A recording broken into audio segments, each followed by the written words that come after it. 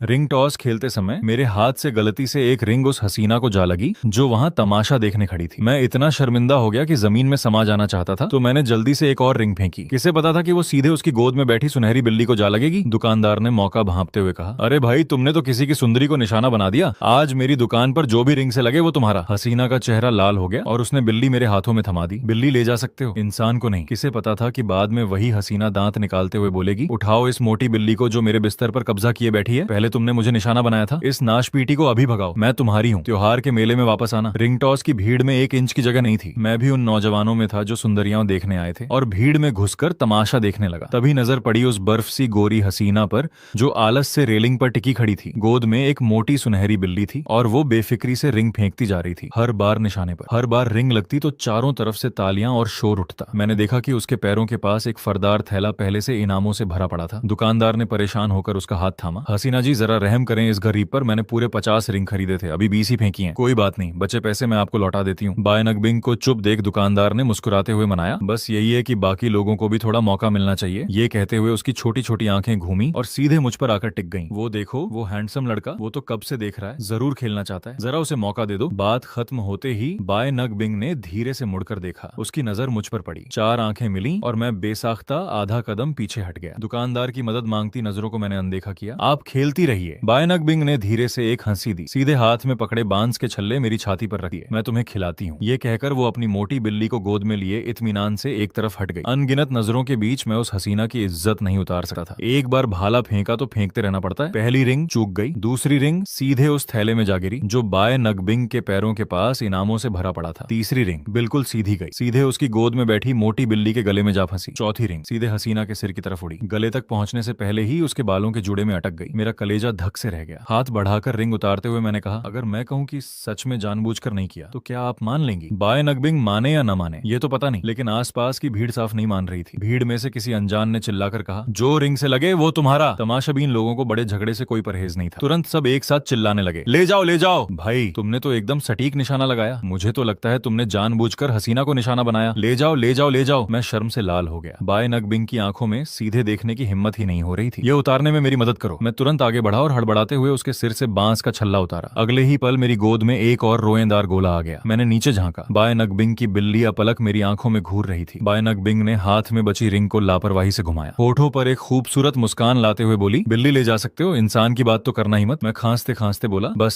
सिर हिलाता रहा। ये तो जाहिर है मैं पूरी तरह समझता हूँ। बात खत्म होते ही मन में आया, काश खुद को एक थप्पड़ मार सकता। समझा क्या खाक, ये तो मुझे खुद कुछ कहना चाहिए था। बाय नगबिंग ने मेरी परवाह किए बिना वो सारे खिलौने जो मैंने जीते थे मेरे पैरों के पास पटक दिए। फिर बड़ी शान से पीठ फेर कर चल दी। मेरी गोद में बैठी सुनहरी बिल्ली अपनी मालकिन की जाती हुई पीठ देखती रही और फिर बिलक कर ऐसा रोई कि पूरा माहौल गमगीन हो गया। उस रोने में इतनी गाली थी कि मुझ जैसे मर्द को भी समझ आ गई। घर पहुंचा तो माँ मुंह पर उबटन लगाए बैठी थी। मैंने मौका देखकर जैकेट की जिप ऊपर खींची, बिल्ली को अंदर छुपाया और चुपके से कमरे में खिसक गया। बदमाश कहीं का, तेरी माँ सच में तुझे छोड़ेगी नहीं यार। मैंने उसके बड़े से सिर पर हल्की थपकी दी, लेकिन अगर माँ ने पकड़ लिया तो इंसान और बिल्ली दोनों को घर से बाहर कर देंगी। अच्छी बात यह थी कि यह बिल्ली बड़ी समझदार निकली। जैसे उसे पता चल गया कि अभी मेहमान की तरह रहना है, उसने तुरंत वो गाली वाली म्याऊं बंद कर दी और मीठी मीठी गुनगुनाती आवाज में बोलने लगी। अपना रोएंदार सिर मेरी हथेली से रगड़ता रहा। ठीक है, चिंता मत कर भाई, तुझे सड़क पर भटकने नहीं देगा। मैंने फोन निकाला और क्लास ग्रुप में सबसे बाय नगबिंग का नंबर मांगा, लेकिन किसी के पास नहीं था। कोई चारा न देख मैंने कॉलेज के कैंटीन पेज पर किस्मत आजमाने की सोची। ये मत पूछो क्यों, बस इतना समझो कि हमारे इस बेकार कॉलेज में कैंटीन का पेज ही सबसे ताकतवर है। नतीजा ये हुआ कि उस दिन पूरे कॉलेज में धमाका हो गया। पहला मर्दाना हीरो जिसने ठंडी हसीना को प्रपोज किया आ गया, और ये सब उस वक्त हुआ जब सब लोग टकटकी लगाए देख रहे थे। बाय नगबिंग के फैन कमेंट में अच्छे इंसान का तमगा बांट रहे थे। तभी असली वाली ने सिर्फ 2 शब्द लिखे, इनबॉक्स। अब तो सारे गपशपिये उबलने लगे और मैं बेचारा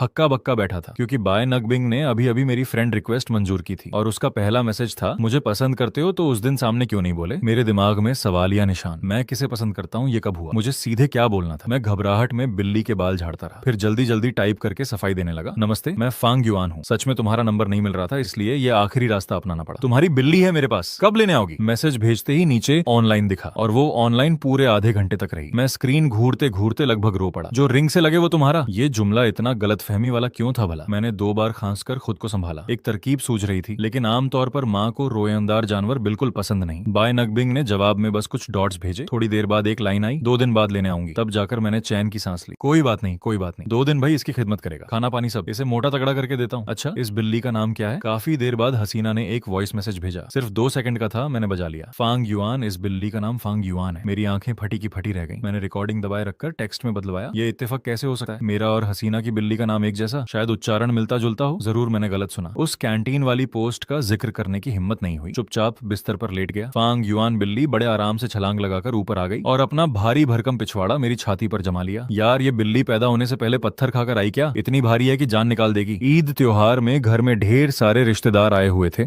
इस महाराज को मैंने 2 दिन कमरे में छुपाए रखा। माँ को भनक तक नहीं लगी। एक पुराना जूते का डिब्बा लेकर उसमें थोड़े चावल डाल दिए, अस्थाई टॉयलेट बना दिया। ये बिल्ली बस खाने से मतलब रखती थी, बिल्कुल नखरे नहीं। बस एक बुरी आदत थी, आधी रात को मेरे रजाई में घुस आती थी, बिल्कुल हीटर की तरह। इतनी गर्मी की रात को पसीने से तर हो गया। प्यास लगी तो नींद में ही उठकर पानी ढूंढने लगा। सोचा बालकनी का दरवाजा खोलकर हवा खाऊं। दरवाजा खोला तो एक काली परछाई अंदर आ घुसी। मैं डर के मारे कई कदम पीछे हट गया। दीवार के कोने से एक हुक उठाया, मारने को तैयार था। तभी उस इंसान ने मेरी कलाई थाम ली। मैं हूँ, लाइट क्यों नहीं जलाई? आधी रात को सोते वक्त लाइट क्यों जलाऊंगा? किसे पता था तुम रात को खिड़की से चढ़कर आओगी? दिमाग ठिकाने पर है? ठिकाने पर है तो मेरी मदद करो। बात करते करते बाय नकबिंग ने दोनों हाथों से धक्का दिया और सीधे मेरे कमरे में लुढ़क गई, बिल्कुल उस मोटे महाराज की तरह जो आधी रात को बिस्तर पर कूद पड़ता है। इतनी हल्की आवाज में उतरी कि कुछ सुनाई ही नहीं दिया। बिल्ली कहाँ है? मैंने पलटकर कमरे का दरवाजा बंद किया, सिरहाने की छोटी लाइट जलाई और बिस्तर की तरफ इशारा किया। बाय नकबिंग आगे बढ़ी और रजाई एक झटके में खींच ली। बिल्ली चौंक कर हिली। उसने नींद भरी आंखें सिकोड़कर एक नजर उसे देखा, फिर बेफिक्री से आंखें मूंद ली और मरे की तरह पड़ी रही, सोती रही। बिल्ली के इस भाव ने उसे चिढ़ा दिया। तेरे पास रहकर ये बड़े मजे से रह रही है ना? पेट अच्छा है इसका, पालना आसान है, लेकिन इस मोटी आफत को क्या पहले वाले रास्ते से ले जा सकते हो? बाय नकबिंग ने बिना कुछ कहे सीधे बिल्ली की गर्दन की खाल पकड़कर उठा लिया। मोटी बिल्ली तुरंत जाग गई, चारों पांव हवा में चलाने लगी और बेचारगी भरी नजरों से मेरी तरफ देखा। चुप रह जरा, माँ के साथ जाना है या बाप के साथ? दोनों बराबर नहीं है क्या? कोई भूखा तो नहीं मरने देगा? माँ बाप? ये सुनकर मैं शर्म से नाक खुजाने लगा। अभी जो कहा वो अंदर ही हजम कर लिया। इस अजीब माहौल में जवाब देने की हिम्मत नहीं थी, लेकिन हसीना अभी भी पीछा छोड़ने के मूड में नहीं थी। फांग युआन, क्या हुआ? मैंने बेसाख्ता जवाब दे दिया। तब समझ आया कि वो बिल्ली को बुला रही थी। शर्म के मारे मुंह फेर लिया। फांग युआन को तुमने बहुत अच्छे से रखा, शुक्रिया। मैंने हाथ हिलाकर टाला, कोई बड़ी बात नहीं। लेकिन बाय नकबिंग ने होठों के कोने पर हल्की मुस्कान लाते हुए कहा, पहले मैंने कहा था जो रिंग से लगे वो तुम्हारा, अब बिल्ली वापस ले जा रही हूँ तो क्या कोई और चीज चुनकर ले जाओगे? बाय नकबिंग ने आधी मुस्कान के साथ मुझे देखा। गोद की बिल्ली भी साथ में म्याऊं करने लगी। मेरा दिमाग शॉर्ट सर्किट हो गया। सीधे आगे बढ़ा और उसके हाथ से बिल्ली छीन ली। रहने दो, मुझे लगता है बिल्ली मेरे पास ही रहे तो बेहतर है। बाय नकबिंग के चेहरे की मुस्कान फौरन गायब हो गई। उसकी आंखों में साफ लिखा था, यह क्या बेतुकापन है? मैं एक मोटी बिल्ली से भी कम निकला। मैं सिर झुकाए बिल्ली को सहलाता रहा, ऊपर देखने की हिम्मत नहीं थी। बाय नकबिंग ने ठंडे अंदाज में एक हुंकार भरी, फिर बड़े दृढ़ता से बिल्ली उठाई और झटपट खिड़की से बाहर निकल गई। मैं भागकर दरवाजे से झांककर नीचे देखने लगा। शुक्र है मेरा घर पहली मंजिल पर है, वरना हाथ पांव टूट जाते और शायद मुझ पर अस्पताल का बिल भी थोप देती। खिड़की सावधानी से बंद कर दी। मैंने लाइट बंद की और वापस बिस्तर पर आ गया, लेकिन लग रहा था जैसे कमरे में अभी भी बाय नकबिंग की खुशबू बसी हुई है। ये ख्याल आते ही मैंने सिर झटका। जरूर मेरा वहम है, लेकिन आज रात बाय नकबिंग ने परफ्यूम लगाया था, हल्की खट्टी मीठी महक, उसमें पुदीने की ताजगी भी मिली हुई थी, बेहद हल्की और अनोखी खुशबू। बस आज रात की नींद गई। अगले दिन मैं काली आंखें लेकर कमरे से निकला और हैरानी से देखा कि माँ और कुछ रिश्तेदार आंटियां अभी तक ताश खेल रही थी। मैं चुपके से माँ की पीठ के पीछे पहुंचा और जोर से बोला, माँ आप इन्हें पूरी तरह बर्बाद कर रही हो। माँ ने पलटकर मुझे ऐसे घूरा जैसे तलवार निकाल लेंगी। तुझे क्या पता यहाँ बड़ा दांव लगा है? मैंने बस दिखावे के लिए 2 बार ताली बजाई। माँ ने संदेह से मुझे ऊपर से नीचे देखा। फांग युआन, तू रात को चोरी करने गया था क्या? मुझे याद है तू जल्दी सो गया था, आज ऐसे क्यों घूम रहा है जैसे पागल हो? मैं चौंक गया, 2 बार खांसा और फिर उल्टा शोर मचाने लगा। माँ तुम लोग इतना शोर मचा रही थी, इतने ऊधम में कोई कैसे सोए? माँ ने होठ दबाए, बेहतर होगा सच बोल दे, अगर पता चला कि आधी रात को बिल्ली के लिए जागा था तो खैर नहीं। मैं बोलती बंद हो गया। अरे अभी तो यही आंटी सबसे ऊंची आवाज में खेल रही थी। वापस कमरे में जाकर थोड़ा और सोने की सोच रहा था। बीच में एक आंटी के पास से गुजरा, उन्होंने बिना सिर उठाए ताश खेलते खेलते ही कहा, लेकिन ये बच्चा भी बड़ा महंगा है, क्या लगाया है इसने? कोई ये कितनी अच्छी खुशबू है, जरा दिखाओ। माँ और बाकी आंटियों की नजरें एक साथ मुझ पर टॉर्च की तरह पड़ी। मैंने शांत भाव दिखाते हुए आस्तीन सूंघी। है क्या? शायद कल नया बॉडी वॉश लगाया था, हम लड़के भला 3-3 परफ्यूम क्यों लगाएंगे? आंटी ने ज्यादा ध्यान नहीं दिया, तो वो बॉडी वॉश जरूर बहुत अच्छा होगा। मैं हंसते हुए साथ मिल गया और फिर तेजी से अपने प्यारे कमरे की तरफ भाग लिया। मैंने जल्दी से खिड़की की कुंडी खोली ताकि कमरे की खुशबू बाहर जाए। आखिर बाय नकबिंग कौन सा परफ्यूम लगाती है यार, इतनी देर तक टिकती है? मुझ जैसे सीधे साधे लड़के का भी मन कर रहा था। इन्हीं उलझे ख्यालों में डूबा था कि हाथ ने अपने आप उसका वो वॉइस मैसेज चला दिया। वो थोड़ी शर्मीली और मीठी आवाज सुनकर दिल कुछ हिल गया। आंखें मूंद कर सुन रहा था कि अचानक खोली तो सामने 2 बड़ी बड़ी गोल चमकदार बिल्ली की आंखें। मैं थोड़ा चौंक गया। अभी खिड़की खोली थी, ये शैतान इतनी फुर्ती से कूद कर आ गई। जमीन पर उतरते हुए मीठी सी म्याऊं भी की। तू फिर यहाँ क्यों आ गई? तेरी माँ कहाँ है? मैंने लापरवाही से उसे उठा लिया और जल्दी से फोन की स्क्रीन बंद कर दी। अजीब सी शर्म आई, जैसे रंगे हाथों पकड़ा गया हो। महाराज मेरी गोद में चित लेट गए, चारों पांव ऊपर, और मेरे 5 सितारा हाथों की सेवा में धीरे धीरे खो गए। लेकिन जैसे ही मैंने उसकी माँ का जिक्र किया, उसने पूंछ एक तरफ झटकी की और आंखें मूंद ली। इस शैतान का क्या करूं, एकदम बेशर्म है। सच ही कहते हैं जो खिलाए वही माँ होती है। अभी फोन उठाकर बाय नकबिंग को बताने वाला था कि इसे ले जाए, तभी दरवाजे पर दस्तक हुई। अरे यार, बिल्ली और मालकिन में फर्क क्या है? मुख्य दरवाजे से नहीं आते, खिड़की और दरवाजा ही पसंद है। मैंने शीशे से नाक सटाकर सूंघा, वही जानी पहचानी संतरे जैसी ताजी खुशबू। वहाँ खड़े क्या देख रहे हो? वो दरवाजा खटखटाती रही, ठीक उसी जगह जहाँ मेरा सिर लगा था। फांग युआन फिर तुम्हारे पास छुप गई क्या? मैंने दरवाजा खोला और उसे अंदर आने दिया। महाराज ने मालकिन को देखते ही पल भर में पलटी मारी और सीधे उस जूते के डिब्बे वाले घर में घुस गई। बाहर निकलने का नाम नहीं। बाय नकबिंग ने निराशा से लंबी सांस ली। आज सुबह इसने देख लिया, मैंने गलती से दूसरी बिल्लियों को थोड़ा खाना दे दिया।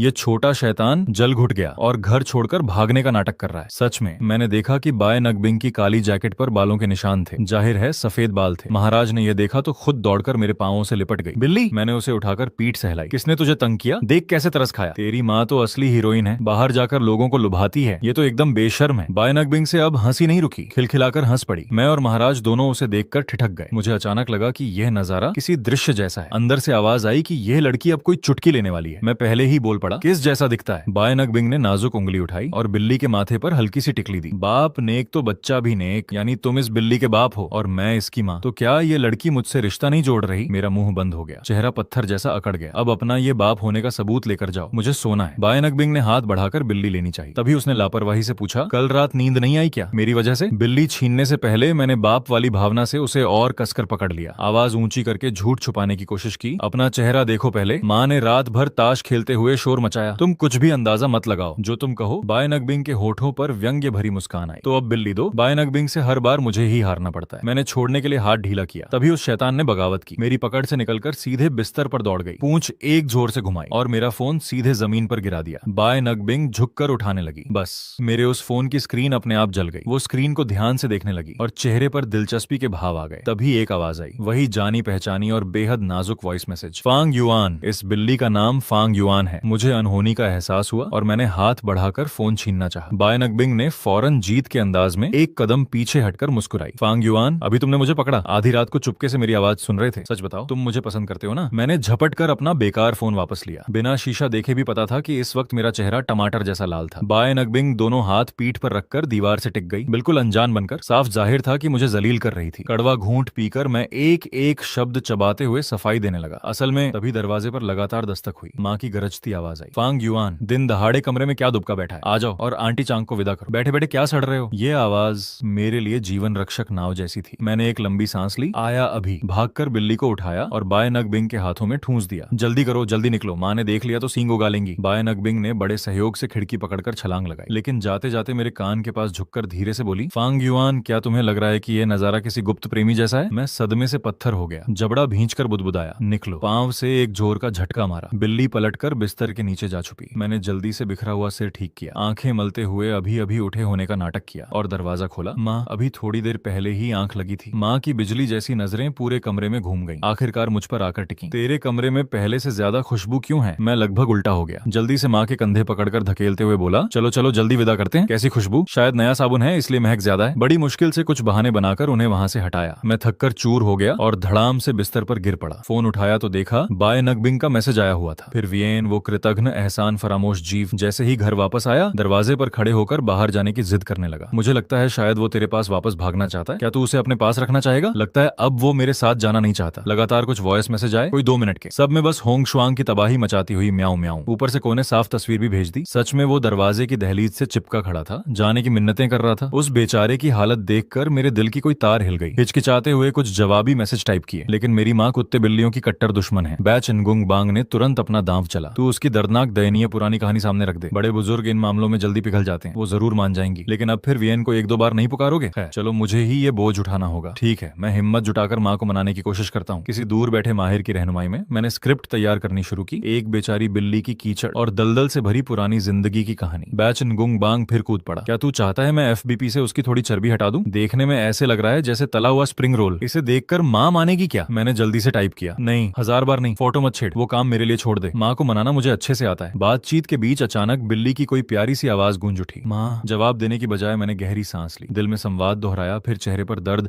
और बेबसी का भाव ओढ़ा और सीधे वार किया। माँ, मैं उसकी किस्मत के बारे में सोचता हूँ। इतनी बुरी हालत कैसे हो सकती है किसी की? हमारे घर तक आधी नजर भी नहीं गई उस पर। और तभी एक मार सीधे मेरी तरफ आई। नए साल की शुरुआत में तू यहाँ आकर जीए में अंक काट रहा है। मार खाने का शौक है क्या छोटे शैतान? उस पल मुझे अपनी भावनाओं की भी जरूरत नहीं लगी। आंखों में आंसू आ गए, सब कुछ एक बुरी तस्वीर बन गया। माँ आपने गलत समझा, मेरा मतलब उस बिल्ली से था। मैं हड़बड़ाकर उस बिल्ले की तस्वीर दिखाने लगा। बैचनगुंग बांग ने जिसे दुबला पतला कर दिया था, एकदम मरियल सा। ये मेरे दोस्त की बिल्ली है जिसे उसने कूड़े के ढेर से बचाया था। हॉस्टल के मालिक ने मारने की धमकी दी, अंदर रखने की इजाजत नहीं दी। माँ वो बहुत डरपोक और अकेला है। भटकते हुए अपनी जिंदगी में उसे अपनों ने ही दुत्कारा, तेज धूप में रौंदा गया। ये जिस्म हर किसी को नसीब नहीं होता। मेरी तरह एक नेक, दयालु और कोमल माँ का प्यार पाना तो और भी नहीं। इसे खुशी कैसे मिल सकती है भला? वो तो बेचारा भटका हुआ अकेला है। त्योहार नजदीक है, मुंह में डालने को आधा पत्ता भी नहीं। इसीलिए माँ तुम ही उसकी पूरी दुनिया हो। माँ बस एक बार बी को अपनाने की हाँ कह दो। वो सोच अभी छोड़ो। मेरी माँ ने मेरी वो दर्दनाक, दिल दहला देने वाली तकरीर सुन ली। तुझे पालना ही मेरे लिए काफी है, इस घर को बर्बाद करने वाले। बस तू उस मुसीबत को घर में मत ला। मैं तुम दोनों को घर से बाहर फेंकने को तैयार हूँ। जाओ भीख मांगो। मैंने फौरन रणनीति बदली। कोई बात नहीं माँ, बी वाला प्लान भी है। या फिर ऐसा करते हैं, दोनों थोड़ा थोड़ा झुकें। बस 2 दिन उसे यहाँ रहने दो। तब तक मेरे दोस्तों का ग्रुप कोई और इंतजाम कर लेगा। वो तुरंत चला जाएगा, तुम्हारी आंखों के सामने भी नहीं आएगा। माँ के होठों पर चालाक मुस्कान आ गई। तेरी तरकीबें मुझे पता नहीं होंगी क्या? मैं साफ कह देती हूँ, यहाँ कोई जगह नहीं है। और तभी बैच खुयेन का निजी पेज खोज लिया, एक तस्वीर उठाई और ग्रुप में डाल दी। वो तस्वीर बॉयफ्रेंड के नजरिए से खींची थी। बैच नगुंग बांग का दिमाग घूम गया। उस वक्त पूरा ग्रुप चैट सच में फट पड़ा। सब एक एक करके पुष्टि करने लगे कि यही वो किंवदंती वाली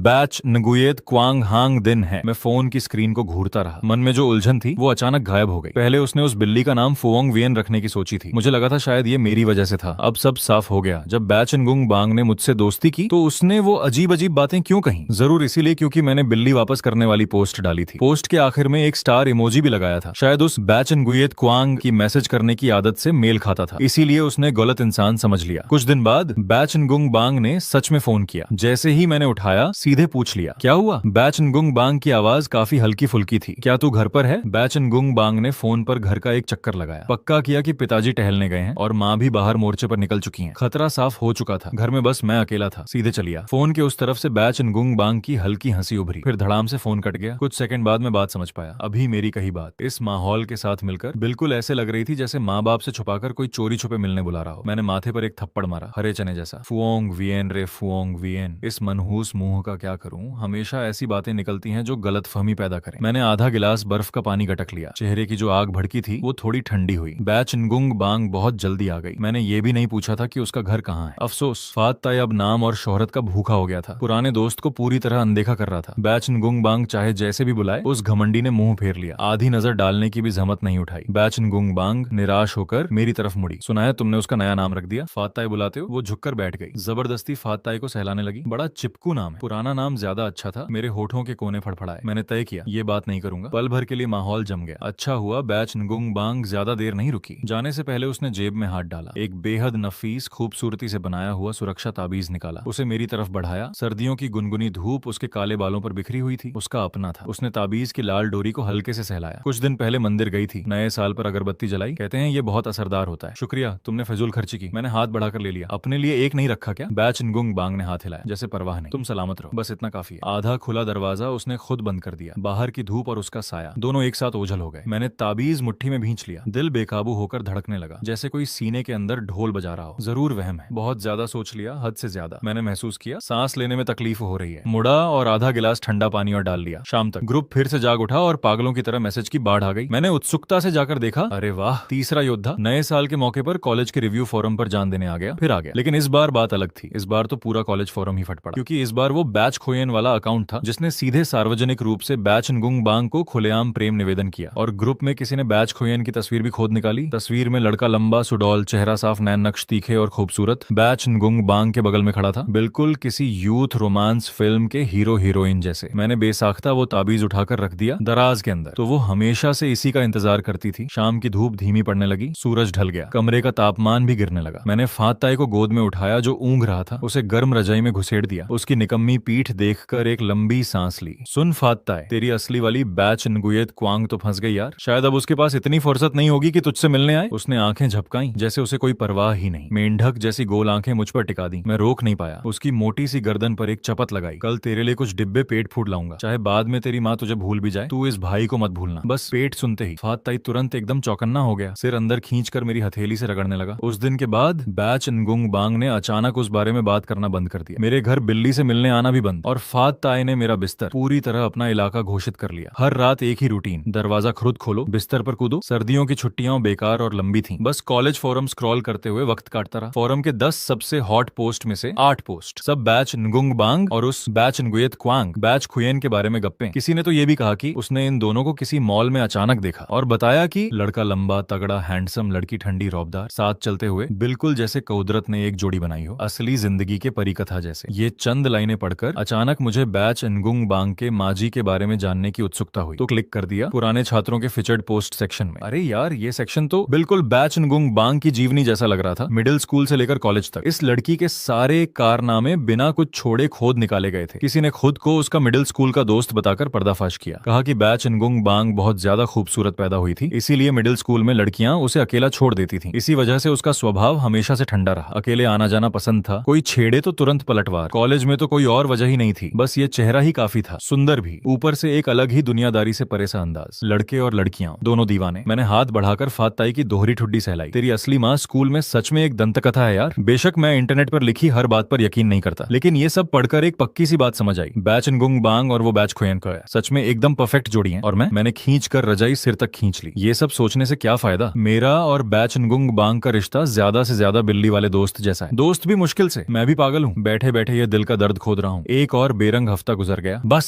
सिवाय इसके कि फात ताई 1 किलो और मोटा हो गया। मेरी छुट्टियां पूरी तरह बोरियत में डूबी रहीं। घर पर घुटन होने लगी। मैंने फोन पर सिनेमा का टिकट बुक करने का फैसला किया। अकेले ही कोई त्योहारी कॉमेडी फिल्म देखने का मन था। शो से पहले काउंटर पर जाकर लाइन में लगा और पॉपकॉर्न खरीदा। जब टिकट चेक करवाकर अंदर घुसा तो फिल्म का ओपनिंग सीन खत्म हो चुका था। अंधेरे हॉल में धीरे धीरे एक एक सीढ़ी टटोलते हुए पिछली पंक्ति में जगह ढूंढने लगा। जब मैं गलियारे के पास एक सीट के बगल से गुजरा तो अचानक किसी की लंबी टांगें आड़े आ गईं। जिस पल मुझे लगा कि मैं सिनेमा हॉल के बीचों बीच मेंढक की तरह मुंह के बल गिरने वाला हूँ, एक ठंडे से हाथ ने मेरी बांह थाम ली। मैं बच गया। जानी पहचानी आवाज सुनकर मुड़ा और सीधे हैरानी से भरी उन आंखों से टकरा गया। अरे बैच नगुंग बांग, तुम भी अकेले फिल्म देखने आई हो? मैंने फौरन एक अहम बात नोट की। नजर उसके बगल वाली खाली सीट पर गई। उस किंवदंती वाले बैच खुयेन का कहीं नामो निशान नहीं था। ओह बैच खुयेन, तुम्हारे बैच nguyen क्वांग साथ नहीं आए? बैच नगुंग बांग ने मुझे घूरा। मैंने पहले पूछा था। मैंने धीमे से बड़बड़ाया, मैं अकेला हूँ, अकेले ही आऊंगा, किसी को किराए पर तो नहीं लाऊंगा ना। फिल्म बहुत जल्दी क्लाइमैक्स पर पहुंच गई थी। बैच नगुंग बांग ने बड़े पर्दे की तरफ इशारा किया। ये टॉपिक खत्म। सच कहूं तो फिल्म वाकई मजेदार थी, लेकिन बैच नगुंग बांग के बगल में बैठे हुए वो जानी पहचानी खुशबू बिना किसी रुकावट के नाक में घुसती रही। वही ठंडी घास जैसी महक पुदीने के साथ घुली हुई, तेज नहीं लेकिन जैसे एक अंकड़ी हो जो बार बार नाक में खिंचती रहे। जरा सा सिर घुमाता और वो खुशबू और गहरी हो जाती। तभी उसी कतार का एक अंकल उठकर वॉशरूम गए। बैच नगुंग बांग अचानक पास झुकी, कान में धीरे से बोली, पिछली बार भी पूछना चाहती थी, मुझसे मिलते ही तुम्हें मुझे सूंघने की ऐसी क्या पड़ी रहती है? बस ऐसे ही। मुझे लगता था मैं बड़ी चालाकी से कर रहा हूँ, पर रंगे हाथ पकड़ा गया। इज्जत बचाने की कोशिश में चेहरा टमाटर जैसा लाल हो गया। बैच नगुंग बांग दीवार से सटी बैठी थी। क्या मुझे कोई पागलपन की बीमारी है? कौन सा नॉर्मल कॉलेज का लड़का किसी दूसरे की खुशबू में मुंह गड़ाकर बैठता है? थोड़ी इज्जत बचाने की कोशिश की। तुम सोच ज्यादा रही हो। बस तुम्हारा परफ्यूम अच्छा लगा, सोचा पूछूं कौन सा ब्रांड है, अपने लिए एक बोतल ले लूं। ये सफाई तो और भी बुरी थी, जितना संभालो उतना डूबो। बैच नगुंग बांग सुनकर खिलखिलाकर हंस पड़ी। परफ्यूम का नाम बताने की जहमत नहीं उठाई। मुड़कर फिल्म देखने लगी। फिल्म के दूसरे हिस्से में मैं जलते अंगारों पर बैठे जैसा बेचैन रहा। किसी तरह फिल्म खत्म होने तक झेला। मुझे तो ये भी नहीं पता कि फिल्म का अंत क्या था। उठकर जल्दी से खिसकने की कोशिश की तो पीछे से बैच नगुंग बांग की आवाज आई, मिसी ईवे। मैं वहीं जम गया। हाँ? उसने मेरी तरफ देखा, आंखें चमक रही थीं। परफ्यूम का नाम है मिसी ईवे। हॉल की बत्तियां जल उठी। मैंने भी फौरन एक शुक्रिया उछाल दिया और किसी चोर की तरह भीड़ में घुसकर भागा, जान बचाकर घर पहुंचा। मैं सच में बेवकूफ हूँ। जाकर उस मिसी ईवे नाम का परफ्यूम खोजने लगा। नतीजा बड़ी कुछ नहीं मिला। पूरा ताओबाओ पिंडुओ छान मारा, आखिरकार बायदू से भी खोजा। बाजार में न तो खट्टे पुदीने की खुशबू वाला कोई परफ्यूम है, न ही उस नाम का कोई ब्रांड। बैच नगुंग बांग ने मुंह खोलकर झूठ बोला और मुझे उल्लू बनाया। लेकिन उसने ऐसा क्यों किया? मैं आधे दिन फोन थामे सोचता रहा। आखिरकार अभी अभी टाइप किया हुआ सवाल मिटा दिया। हो सकता है उसे नाम सच में याद ना हो सकता है वो बताना न चाहती हो, तो बस टालने के लिए कोई नाम गढ़ दिया हो। इस पर सवाल करना मुझे ही छोटा बना देगा। मैं अंदर से खींच रहा था। सारा गुस्सा फात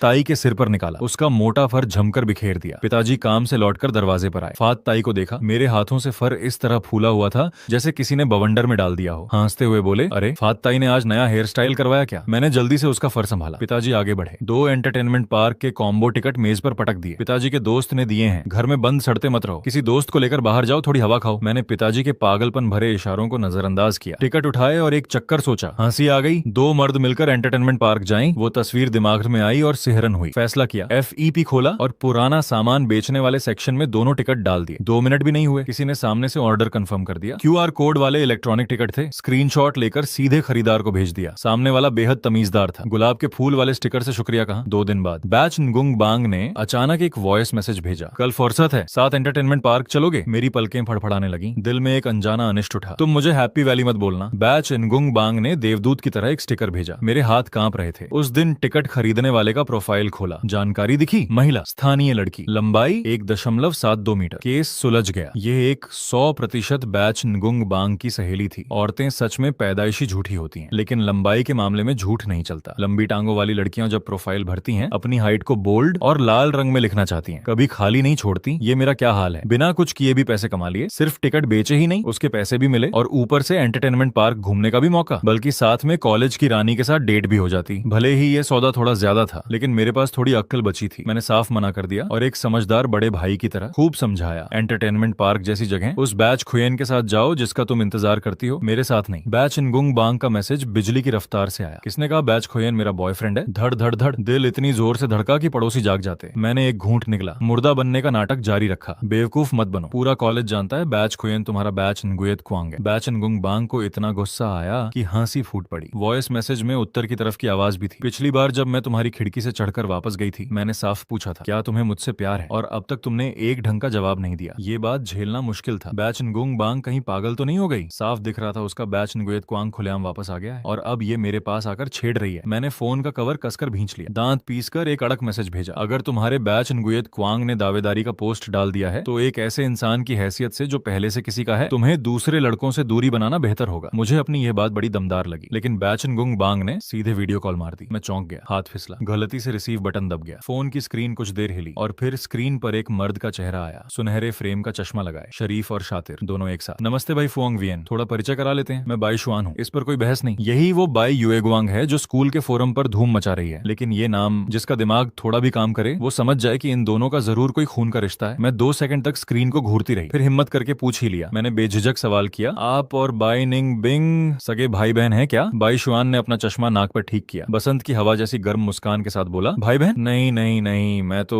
भाई हूँ उसका भाई। बाहर से एक हाथ अचानक आया और झट से फोन छीन लिया। बाई निंग बिंग का थोड़ा झल्लाया हुआ चेहरा कैमरे में आ गया। बस इतना ही काफी है, इनकी बातों में मत आना। बाई शुआन बगल से एक ऐसी हंसी हंसा जो सुनने में बेहद उकसाने वाली थी। मेरा दिल जैसे रोलर कोस्टर पर था, कभी ऊपर कभी नीचे, पर वो जो एहसास था वो चुपचाप सीने के अंदर ही दबा रहा। तुम फांग युआन हो ना? बाई शुआन का चेहरा फिर कैमरे में आया। मेरी ये बेचारी बहन सामान्यतः तुम्हें काफी परेशान करती होगी, मैं उसकी तरफ से माफी मांगता हूँ, लेकिन मैं सीधा इंसान हूँ, इसलिए सीधे पूछता हूँ, क्या तुम शादी को आधार मानकर मेरी बहन के साथ प्रेम संबंध रखने के लिए तैयार हो? मैं वहीं सन्न रह गया, मुंह खुला का खुला रह गया। हैरानी में एक अजीब सी आवाज निकली, हाँ? बाई निंग बिंग ने तुरंत फोन दूर कर लिया। बगल की बातें साफ साफ मेरे कानों तक पहुंची। भाई तुम पागल हो क्या? उसे डराकर भगा दोगे? अरे रुको बहन, तुम इस शादी वाले प्रस्ताव का विरोध क्यों नहीं कर रही? तुम्हारी ये प्रतिक्रिया मुझे और भी उलझन में डाल रही है, समझी? बाई शुआन की तर्कपूर्ण आवाज फिर गूंजी, तुम्हें मनोविज्ञान के बारे में क्या पता? इसे डोर इन द फेस तकनीक कहते हैं। पहले एक ऐसी मांग रखो जो बेतुकी और असहज लगे, जैसे शादी, फिर एक कदम पीछे हटो और बस बॉयफ्रेंड बनने को कहो। तुलना होने पर लगेगा कि सिर्फ प्यार करना तो इतना मुश्किल भी नहीं। वाह क्या घुमावदार तर्क है। मैं इसके आगे नतमस्तक हूँ, सच में कुछ कहने को नहीं बचा। मैंने कमजोर आवाज में फोन पर कहा, वैसे मुझे एक एक शब्द साफ सुनाई दे रहा था, बता दूं? वीडियो में वो दोनों भाई बहन एकदम चुप हो गए। बाई निंग बिंग ने फोन को फिर से थाम लिया, स्क्रीन के उस पार से सीधे मेरी आंखों में देखा। उसके कान संदिग्ध रूप से लाल हो रहे थे। कल मनोरंजन पार्क चलोगे? मुझे कुछ बातें सीधे मुंह पर कहनी है। इतना कहकर उसकी नजर मुझसे हटकर पीछे की तरफ खिसक गई। फैट टाई पर जाकर रुकी जो वहां लेटा आराम फरमा रहा था। ये मोटा सुअर फिर से तुम्हारे बिस्तर पर क्यों पसरा है? मैंने सहज रूप से हाथ बढ़ाकर फैट टाई का मोटा सिर थाम लिया, जैसे उसे बचाना हो। सोएगा नहीं तो कहां जाएगा, और इतनी ठंड में तो ये एक प्राकृतिक हीटिंग बैग जैसा है। बाई निंग बिंग ने खतरनाक नजरों से देखा। दोनों मेरी ही जीती हुई ट्रॉफी हैं। ये पक्षपात बहुत ज्यादा नहीं हो गया क्या? मैंने तुरंत उसकी ही बात उस पर पलट दी। देवी जी, ये तो तुमने खुद कहा था, बिल्ली मेरी हो सकती है, इंसान नहीं। दूसरी तरफ से बाई शुआन की हंसी की आवाज गूंजी जो दूसरों के दर्द पर पली थी। बाई निंग बिंग ने एक गहरी सांस ली, आंखों में एक अधिकार जताने वाला भाव आया। दांत पीसते हुए एक एक शब्द निकाला, पछता रही हूँ मैं, कल उस मोटी बिल्ली को वहीं रोक कर रखना, मैं तुम्हारी हूँ। रविवार को धूप खिली हुई थी, लेकिन पार्क में पहुंचते पहुंचते हवा ने इतनी जोरदार थप्पड़ मारी कि मन किया वापस घर चला जाऊं। मैं खुद को एक भालू की तरह मोटी रजाई वाली जैकेट में लपेटकर बिल्कुल सही समय पर पार्क के गेट पर पहुंचा, और वहां बाई निंग बिंग को देखकर दंग रह गया। वो सिर्फ एक पतला काला लंबा ओवरकोट पहने खड़ी थी, अंदर से बस एक पतली स्किन कलर की टाइट्स। मोटी जैकेटों की भीड़ के बीच वो बिल्कुल अलग दिख रही थी और बेहद खूबसूरत भी। मैं तेज कदम बढ़ाकर उसके पास गया। बाई निंग बिंग, सुंदर दिखना इतना जरूरी है कि जान की परवाह नहीं? ठंड नहीं लग रही? कड़कड़ाते होंठों से उसने जिद्दी मुस्कान दी। आमतौर पर झेल लेती हूँ। दोनों मुड़कर हॉट चॉकलेट स्टॉल की तरफ चले, तभी एक तेज हवा का झोंका आया। बाई निंग बिंग बर्दाश्त नहीं कर पाई और जोर से छींक मारी, जिसने उसकी सारी कूल इमेज चकनाचूर कर दी। मैंने व्यंग्य भरी नजर से उसे देखा। ये झेल लेना है? इस तरह तो डेट पर आकर सीधे अस्पताल में भर्ती होने का कार्यक्रम बन जाएगा। सच में समझ नहीं आता मुझे। मुझे। सर्दियों के बीचों बीच बाहर खेलने जाने की ये आदत, इस मौसम में रोलर कोस्टर चलाओ तो उतरते वक्त बर्फ की मूर्ति बनकर प्रदर्शनी में भेजने लायक हो जाओगे। और ठीक उसी वक्त बाई निंगबिंग ने मूर्खता करने की ठानी, दूर खड़े रोलर कोस्टर की तरफ उंगली उठाई। वो वाला ट्राई करना है? मेरे चेहरे पर 3 काली लकीरें खिंच गईं। ये डेट है या जान देने की प्रतियोगिता? लगता है तुम्हें लग रहा है कि बहुत लंबे जी लिए, या शायद हवा अभी काफी ठंडी नहीं लगी। मेरे चुपचाप मना करने के बाद बाई निंगबिंग साफ निराश दिखी। तो फिर क्या पसंद है? Pendulum, pirate ship, free fall, मेरी गो राउंड? मैंने बिना चेहरा बदले उसकी मौत ढूंढने वाली मेन्यू रीडिंग बीच में ही काट दी। आज बस यही एक खेलना है, कहने की जरूरत नहीं। पूरे पार्क में यही एकमात्र चीज थी जो अंदर बंद हॉल में थी, जहां हीटिंग का इंतजाम था। आखिरकार मैं और बाई निंगबिंग दोनों एक एक सफेद प्लास्टिक के घोड़े पर सवार हो गए। चारों तरफ बच्चों की चीख चिल्लाहट के साथ घुल मिल गए। मैंने चुपके से फोन निकाला और दोनों की एक बेहद हास्यास्पद फोटो खींच ली। बाई निंगबिंग की टांगें इतनी लंबी थीं कि उन्हें कहीं रखने की जगह नहीं थी, मजबूरन घोड़े के पेट के दोनों तरफ लटकाकर बैठी थी। यह नजारा सच में दयनीय था। हालांकि अंदर की हीटिंग काफी गर्म थी और मैं थोड़ी देर और बैठना चाहता था, फिर भी उसके अनुभव का ख्याल करते हुए मैं उसे बगल वाले टीकअप राइड पर ले गया। पूरी सुबह हमने अंदर के सारे हल्के फुल्के झूले झेल डाले। तभी जब मैं पानी लेने गया, बाई निंगबिंग 2 स्कूप वाली आइसक्रीम कोन लेकर मेरे सामने आई। आज मजा आया? मैंने आइसक्रीम लेते हुए मुस्कुराकर जवाब दिया। बहुत मजा आया। तुम्हें नहीं आया क्या? वो नजरें झुकाकर अपने जूतों की नोक देखने लगी। मजा तो आया, पर कुछ कमी सी लग रही है। मैंने एक बड़ा टुकड़ा काट लिया। क्या कमी? दिमाग जम गया ठंड से? नहीं। उसने सिर उठाया, शिकायत भरी नजरों से बाहर रोलर कोस्टर की तरफ देखा। यहाँ आने से पहले मैंने खूब रिसर्च किया था। सोचा था रोलर कोस्टर और हॉन्टेड हाउस ले जाऊंगी, वो सब रोमांचक होता। और अगर मुझे डर लगता तो तुम सही बहाने से मेरी रक्षा कर सकते थे, अपनी शराफत दिखा सकते थे मुझे। वो एक पल रुकी, फिर बेचैनी से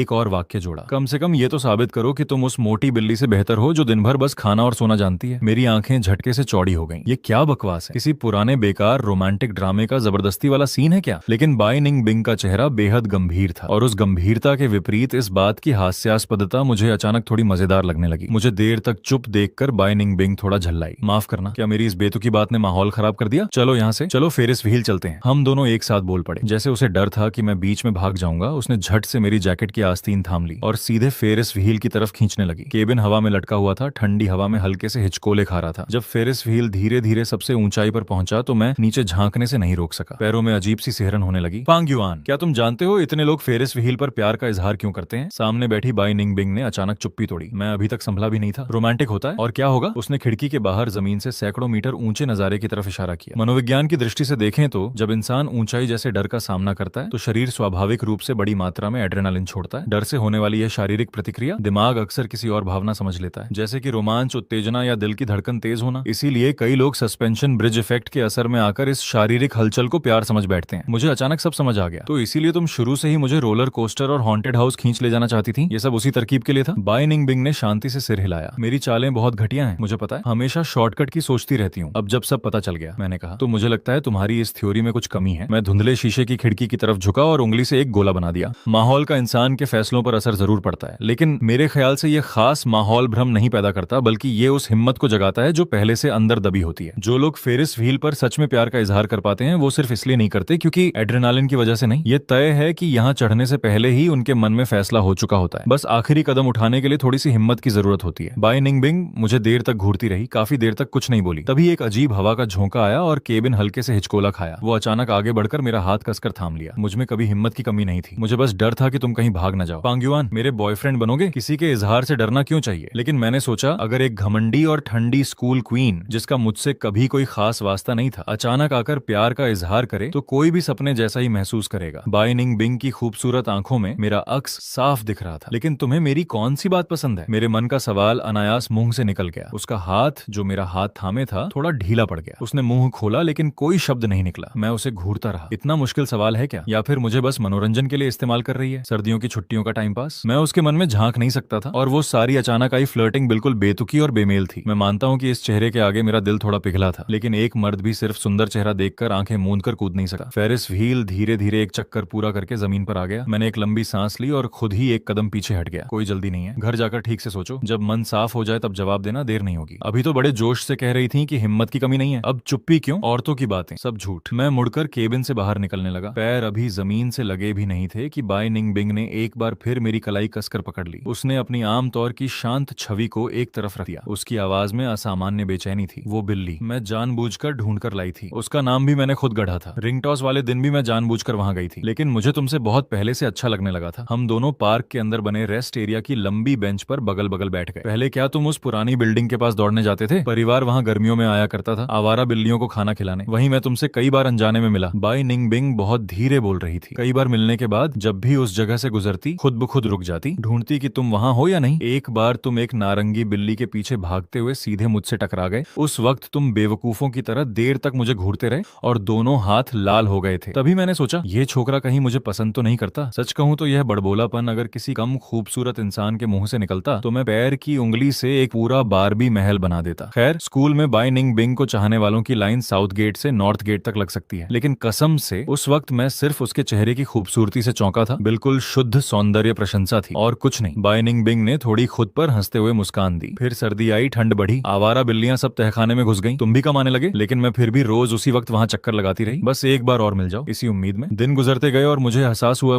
शायद मैं तुम पर फिदा हो चुकी हूँ। फिर मैंने तुम्हारे बारे में हर जगह से जानकारी जुटानी शुरू की। पता चला कि तुम कैंटीन नंबर 1 में नूडल्स खाना पसंद करते हो, किस दिन कौन सी क्लास होती है, और ये भी कि तुम एक भारी बिल्ली प्रेमी हो। इसीलिए मैं खास तौर पर एनिमल शेल्टर गई और एक नारंगी बिल्ली गोद ली। उस दिन अगर तुमने रिंग मेरे सिर पर न डाली होती तो भी मैं किसी तरह वो बिल्ली तुम्हारे दरवाजे पर छोड़ देती और फिर नाटक करती कि मेरी बिल्ली भटककर तुमसे टकरा गई। इस बर्फीली स्कूल क्वीन को मेरा सलाम। पर्दे के पीछे तो ये पूरी एक षड्यंत्र विशेषज्ञ निकली। इतनी सोची समझी योजना का खुलासा सुनने के बाद मैं एक मर्द होकर खुलेआम शर्मा गया। तो उस दिन वो बार बार चैट पर जो ताने मार रही थी वो दरअसल उसी टक्कर वाली बात थी, लेकिन मैं तो वो बात कब का भूल चुका था, 9वें आसमान पर फेंक दी थी। इसे क्या कहें, स्कूल क्वीन ने खुद ही अपनी पसंद का रास्ता बंद कर लिया था। पार्क से अलग होते वक्त बाई निंग बिंग ने कहा कि वो मुझ पर दबाव नहीं डालेगी, सोचने का वक्त देगी। लेकिन अभी मेरे दिमाग में जो बात सबसे ज्यादा कचोट रही थी वो ये नहीं थी कि रिश्ता रखूं या नहीं, बल्कि ये थी कि उसे कैसे बताऊं कि जो दोनों टिकट उसने इतने महंगे दाम पर खरीदे थे वो असल में मैंने ही बेचे थे। मैंने बातचीत की शुरुआत फैट टाई की कुछ तस्वीरें भेजकर की। वो मरे सुअर की तरह गहरी नींद में सो रहा था। हालात का जायजा लिया तो बाई निंग बिंग ने रोशनी की रफ्तार से जवाब दिया। अभी तक सोच रहे हो? मैंने चुपचाप वो वाक्य मिटा दिया और टाइप किया, मैंने बेचा था। मैसेज बॉक्स में एक और लाइन लिखी, बस थोड़ा सा और बाकी है। बाई निंग बिंग का जवाब आया पूरे दबदबे के साथ, आज रात उस मोटी बिल्ली को बिस्तर पर मत चढ़ने देना। मैंने ढिठाई से टाइप किया, असल में मुझे एक बात कबूल करनी थी। वो दोनों टिकट जो तुमने इतने महंगे खरीदे थे ब्लैक मार्केट में बेचने वाला मैं ही था। इस बार दूसरी तरफ से इतनी देर तक चुप्पी रही कि मैं घबरा गया। पूरे 10 मिनट बाद बाई निंग बिंग का जवाब आया। ये तो और भी अच्छा हुआ ना, इससे साबित होता है कि हम दोनों एक दूसरे के लिए ही बने हैं। अगले वॉइस मैसेज में उसकी आवाज में साफ नकली मासूमियत थी। फांग्युआन, तुम मुझे और कितना तड़पाओगे? तुम्हारे जवाब का इंतजार करते करते मैं ठीक से खा भी नहीं पा रही, सो भी नहीं पा रही। पार्क से आने के बाद ठंड लग गई, अब तो शरीर भी कमजोर हो गया है। पहले सुनकर थोड़ा यांगसिम जला, लेकिन फिर ये स्क्रिप्ट इतनी जानी पहचानी क्यों लग रही है? मैंने बिना झिझक उसकी पोल खोल दी। देवी जी, ये वही स्क्रिप्ट नहीं है जो तुमने पहले मुझे सिखाई थी फैट टाई को गोद दिलवाने के लिए? बाई निंग बिंग ने फोन पर ठंडी हंसी दी। मैंने तुम्हें धोखा नहीं दिया। मेरी हालत अभी उस बेचारी बिल्ली से भी ज्यादा दयनीय है। पता नहीं बेचारी बिल्ली शब्द सुनकर फैट टाई का कोई रक्षा तंत्र जागा या क्या? जो अब तक पेट ऊपर करके लेटा था अचानक उठा, धम्म से बैठ गया और सीधे मेरे फोन की स्क्रीन पर। दूसरी तरफ बाई निंग बिंग के कितने भी मैसेज आते रहे उसे कोई फर्क नहीं पड़ा। फैट आई पहाड़ की तरह अडिग रहा, 1 मिलीमीटर भी नहीं हिला, आराम से पिछले पंजे नीचे लटकाए, अपनी फरचाटी। फिर एक जोरदार धक्का मारा और मेरा फोन सीधे बिस्तर से नीचे उड़ा दिया। उसके बाद जैसे कुछ हुआ ही नहीं, गोल होकर मेरी गोद में बैठ गया और संतुष्ट होकर गुनगुनाने लगा। एक इंसान, एक बिल्ली, एक बेहद अनोखा दृश्य। आधे घंटे बाद बाई निंग बिंग, जो किसी झोंक की तरह चिपकना जानती थी, अपनी माहिर बालकनी चढ़ाई की कला से मेरे कमरे में प्रकट हो गई।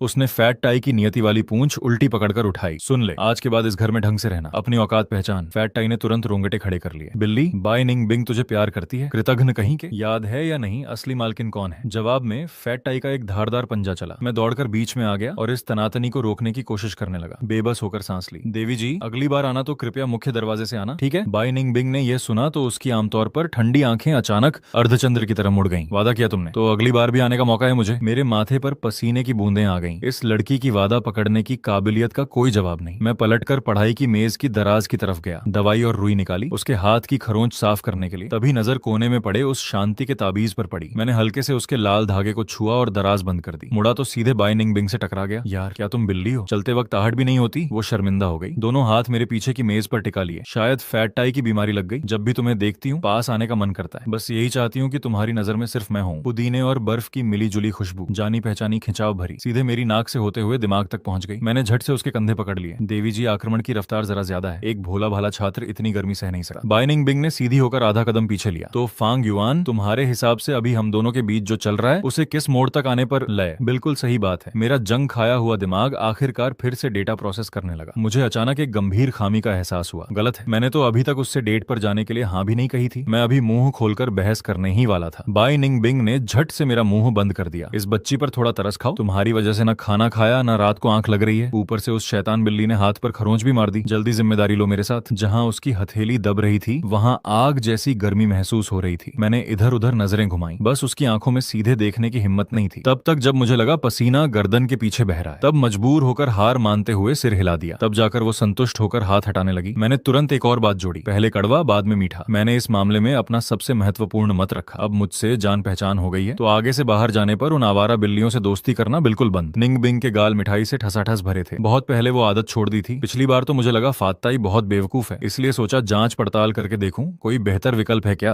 मैं भी नहीं रोक पाया खुद को और हंस पड़ा। यार हमारे फात्ताई को थोड़ा कम कोसो, वो दुनिया के सबसे चालाक सुनहरे रेशम के कीड़े की औलाद है। फात्ताई की गोल मटोल चक्की जैसी काया देखकर मेरे मुंह से सच में उसे छोटा मोटा कहने की हिम्मत नहीं हुई। बाई निंग बिंग ने कहा, जो तुम तय करो वही होगा। लेकिन अगले ही पल उसने निर्दयता से फात्ताई की किताब उठाई और उसे लिविंग रूम के बाहर बिल्ली के बिस्तर में फेंक दिया। ध्यान से सुनो, आज से फांग युआन के ऊपर सिर्फ मैं ही चढ़ सकती हूँ, समझे। फात्ताई गुस्से से आग बबूला हो गई, ऊंचाई पर चढ़ा। बिल्ली बिल्ली बिल्ली। इसके ठीक बाद बाई निंग बिंग के सामने उसने बिना झिझक रेत के डब्बे के बाहर ही पेशाब कर दिया। मैं हंसी रोकते रोकते अंदर से तड़प रहा था। बाई निंग बिंग का चेहरा काला पड़ गया और वो हाथ उठाने ही वाली थी। मुख्य दरवाजा अचानक बाहर से किसी ने धड़ाम से खोल दिया। मेरे पिताजी उसी मुद्रा में दरवाजे पर खड़े रहे और सीधे दहलीज पर ही ठिठक गए। मैं घबरा गया। पापा पापा, पहले सुनो तो सही, बात वैसी नहीं है जैसा आप सोच रहे हो। मेरे पिताजी ने आंखें मली, चेहरे पर घोर भ्रम के भाव थे। फांग युआन, मुझे सच सच बता, क्या मुझे भ्रम हो रहा है? वो छोटी मोटी बिल्ली जो तूने पाली है अचानक एक जीती जागती खूबसूरत परी में कैसे बदल गई? उस दिन की एक अलग कहानी जब बाई निंग बिंग ने फात्ताई को पकड़ने की कोशिश की। बाई निंग बिंग एक हाथ से फात्ताई को उल्टा पकड़े हुए थी। बिल्ली का पूरा जिस्म उसके बाजू से छपटा होकर चिपका हुआ था जैसे पापड़ दब गया हो। बस वो झबरीली पूंछ बाहर लटक रही थी और हवा में बेतहाशा तड़फड़ा रही थी। ऊपर से मेरे पिताजी की कमजोर नजर से एक झलक में देखा तो लगा जैसे बाई निंग बिंग की खुद बिल्ली की पूंछ उगाई हो। गला सूख गया, सांस अटक गई। जब मैंने इस पूरे इंसान में बदलाव वाले किस्से को साफ साफ समझाया तब भी मेरे पिताजी के रोंगटे खड़े हो गए और वो धम्म से सोफे पर बैठ गए। अरे भगवान, बाल बाल बचे, नहीं तो इस बूढ़े का दिल ही बैठ जाता। थोड़ी देर इधर उधर की बात हुई। मेरे पिताजी की उस तरह जैसी तेज नजर सीधे बाई निंग बिंग पर जा टिकी। अच्छा, तो अभी तक ये नहीं पूछा कि ये कन्या कौन है? हे भगवान, आखिरकार पिताजी मुद्दे पर आ ही गए। मैं अभी मुंह खोलने ही वाला था। बाई निंग बिंग ने तुरंत 90 डिग्री पर झुककर अभिवादन किया। चाचा जी, मैं भाई फांग युआन की गर्लफ्रेंड हूँ। मेरे पिताजी की घनी भौहें घड़ी की कमानी की तरह टेढ़ी हो गईं। इस नामाकूल ने चुपके चुपके गर्लफ्रेंड कब बना ली? मुझे कुछ भनक तक नहीं लगी। बाई निंग बिंग ने अपनी शिष्ट मुस्कान बरकरार रखी। जी चाचा जी, आज ही रिश्ता पक्का हुआ है। पिताजी ने फौरन मुड़कर मुझे गोली जैसी नजरों से घूरा। अरे इस शैतान कहीं के, मुझे सच सच बता, ये सब माजरा क्या है? माहौल धनुष की प्रत्यंचा जैसा तना देखकर मैंने चुपके से बाई निंग बिंग की आस्तीन खींची और फुसफुसाया, क्या आज तुम पहले निकल जाओ? बाई निंग बिंग के चेहरे की मुस्कान एक पल में गायब हो गई। आंखों के भाव 180 डिग्री बदलकर अत्यंत बेचारगी में बदल गए। ठीक है, तुम्हारी हर बात मानती हूँ, मैं समझती हूँ तुम हमेशा मुझे दूसरों से कमतर समझते हो, इसीलिए इतने दिनों से घर पर मिलवाने से कतराते रहे। अगर आज संयोग से चाचा जी की नजर न पड़ती तो खैर कोई बात नहीं, बस तुम्हारे दिल में मेरी जगह है, इतना काफी है, चाहे कोई नाम ना हो, मैं खुश हूँ। यह दिल दहला देने वाला नाटक खत्म करने के बाद बाई निंग बिंग ने बिना रुके मुड़कर सीधे दरवाजे की तरफ चल दी। मैं वहीं खड़ा रह गया जैसे आसमान गिर पड़ा हो, सिर पर सवालिया निशान लिए। अभी उन जानलेवा भावनात्मक वारों से उबरा भी नहीं था। तब तक पिताजी का चेहरा काला पड़ चुका था। वो लगातार माँ को फोन किए जा रहे थे। अरे सुनती हो, जल्दी घर आओ, अपने लाडले को देखो, किसी की बच्ची के जज्बातों से खिलवाड़ करके अब भागने की फिराक में है। उस शाम मेरी माँ बेलन लेकर मेरे पीछे दौड़ी और मैं धुआं उड़ाते हुए पूरे मोहल्ले में भागता रहा। जिस्म तो सलामत रहा लेकिन मन पर एक जानलेवा चोट लग गई। फांग युआन, लड़के लड़की के मामले में हम हमेशा खुले दिल से सोचते हैं, लेकिन हमारे फांग खानदान के मर्द को हिम्मत और जिम्मेदारी वाला होना चाहिए। किसी की बेटी से पींगे बढ़ाई हैं तो आखिर तक जिम्मेदारी निभाओ। उन मतलबी मर्दों जैसा मत बनो जो नई आई तो पुरानी भूल गए, समझे? माँ बगल में हाँफ रही थी लेकिन कुछ जानना भी नहीं भूली। पहले बताओ, वो लड़की दिखने में ठीक ठाक है? दादी ने तुरंत एक धौल जमाई और अंगूठा सीधा आसमान की तरफ कर दिया। रूप रंग में कोई कमी नहीं बल्कि एकदम निखरी हुई है। माँ ये सुनकर संतोष से सिर हिलाने लगी। आगे से उस बच्ची का थोड़ा ख्याल रखना, दिन भर अपनी मस्ती में मत डूबे रहना, वीकेंड पर उसे घर ले आना, माँ उसके लिए अच्छा खाना बनाएगी। मुझे सच में समझ नहीं आ रहा था रोऊं या हंसूं। मैंने फात्ताई को रजाई में खींचकर छुपा लिया और बाई निंग बिंग के 18 पुश्तों को मन ही मन कोसता रहा। दूसरी कहानी बाई चुआन के बारे में। जब से मेरी और बाई निंग बिंग की दोस्ती पक्की हुई थी ज्यादा वक्त नहीं गुजरा था, लेकिन उसी दौरान फैन पेज पर कोई बेशर्म उसके पीछे पड़कर इजहार मोहब्बत करने लगा। मुझे सपने में भी गुमान नहीं था कि वो फैन पेज पर दिन रात छुपकर राय बनाने वाला एडमिन खुद बाई चुआन था। उस दिन बाई चुआन ने खुद मुझे अकेले कॉफी पीने बुलाया। मेरे सामने उसने एक बेहद सलीकेदार पोस्ट डाली जिसमें बाई निंग बिंग के साथ अपनी भावनाओं का सार्वजनिक ऐलान था। साथ में बाई युएगुआंग वाले झमेले का खंडन भी था। इस चाल से न सिर्फ पूरे स्कूल को पता चल गया कि हुआ कोई की जिंदगी में कोई आ गया है और उसका नाम फांग युआन है, बल्कि उन सारी बेकार की अफवाहों का भी गला घोंट दिया कि वो अपने सगे भाई बाई युएगुआंग जैसा है। बाई चुआन ने बड़े शालीनता से एक घूंट कॉफी पी, काली कॉफी, एक हाथ से ठोड़ी टिकाए। चश्मे के पीछे की तेज आंखों में गहरी और अथाह चमक थी। फांग युआन, क्या तुम्हें इस सबसे ताकतवर बंधन के बारे में में पता है, जुड़वां भाई बहन के बीच एक बेहद डरावना रिश्ता होता है। हम दोनों बहुत मुमकिन है एक ही वक्त में एक ही इंसान से प्यार कर बैठे। मुझे रीढ़ से लेकर पांव तक एक ठंडी लहर दौड़ गई, रोंगटे खड़े हो गए। भाई साहब डराना बंद करो, तुम दोनों सगे भाई बहन हो। मुझे वहीं जमा हुआ देखकर भाई चुआन अचानक ठहाके लगाने लगा। बेहद मजा आ रहा था उसे। हाँ मजाक था यार, मैं इतना फालतू नहीं कि उस खूंखार छोटी बहन के चक्कर में जान दे दूं। वो तो मुझे हड्डी हड्डी से पीट देती है। मैं बस बेमन से हंसता रहा। उल्टी गंगा बह रही थी। अच्छा हाँ, भाई साहब विदेशी भाषा पढ़ते हैं, फुर्सत ज्यादा थी तो दिमाग चल गया। स्कूल का फोरम बनाने से पहले मैंने वो फैन पेज क्यों बनाया? बाई चुआन ने पासा पलट दिया और एक जोरदार धमाका किया। उसकी वो शालीन छवि पल भर में धुएं में उड़ गई। तुम समझते हो मैं इतना बेकार हूँ कि ये सब झंझट मोल लूंगा? ये सब बाई निंग बिंग ने गले पर छुरी रखकर करवाया। उसने मुझे पैसे खर्च करने पर मजबूर किया, उस पुराने एडमिन से फैन पेज खरीदने के लिए। उस बच्ची को डर था कहीं वो पोस्ट न मिट जाए जो तुमने इजहार मोहब्बत के लिए वॉल पे डाली थी। समझ नहीं आता, मुंह है तो सीधे दो टूक बात कर लो। ये आंख मिचौली खेलने का क्या शौक है? और हद तो ये हुई कि मुझसे फेक अकाउंट भी बनवाए, 3 रोमांटिक स्टोरीज पोस्ट करवाई जो गलत फहमी पैदा करें,